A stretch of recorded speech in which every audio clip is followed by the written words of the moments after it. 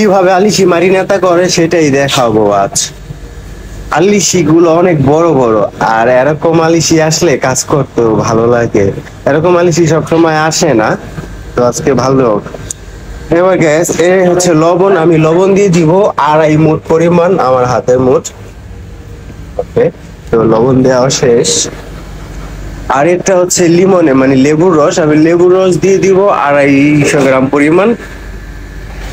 ওকে, 250 গ্রাম পরিমাণ দেওয়া শেষ। আর এটা হচ্ছে আছে তো বিয়াঙ্গ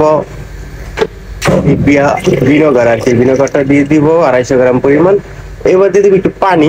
এটা হচ্ছে আমার পানি যতটুকু। এবার লবণটা আমি গলায় নিব ভালোভাবে, যাতে লবণটা গলে যায়। তো বন্ধুরা দেখেন, এই মাছটার মাথাগুলো আমি কাইটা ফেলছি। এখন হচ্ছে আমার এই পেটটা পরিষ্কার কইরা ভিতরে যে কাঁটাটা আছে ওই কাঁটাটা আমি ফালাই দিব। এই হচ্ছে কাঁটাটা, দেখেন মাছগুলো আমার কিন্তু পরিষ্কার হয়ে গেছে। তো এভাবে ধইরা ঠেলা দিলেই কিন্তু হচ্ছে কাঁটাটা বের হয়ে যাবে, আর ভিতরে যে ময়লাগুলো আছে ওগুলো বের হয়ে যাবে। এই হচ্ছে মাছ। তো দেখেন আমার সবগুলো বাছা হয়ে গেছে। এবার হচ্ছে আমি পানির ভিতরে এই মাছগুলো চুবাই দিব। আমার 3 থেকে 4 ঘন্টা লাগবে, 4 ঘন্টা পর কিন্তু এগুলো খাইতে পারবে।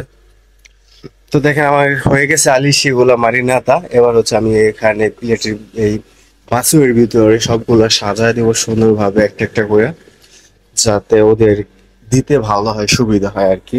এরকম ভাবে আমি সবগুলো সাজায় দিব এখানে। এই আলিশি গুলো কিন্তু খেতে আসলে অনেক মজা। আর আমার ভিডিও যদি আপনাদের ভালো লাগে অবশ্যই ফলো দিয়ে পাশে থাকবেন। তো আমার মাছগুলা সাজানো হয়ে গেছে প্রায়।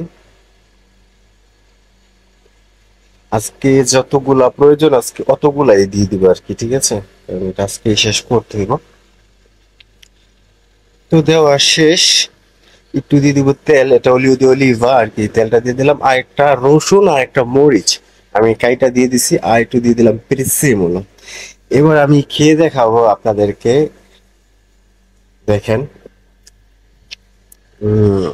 সেই আসলে মজা, অনেক মজা কিন্তু।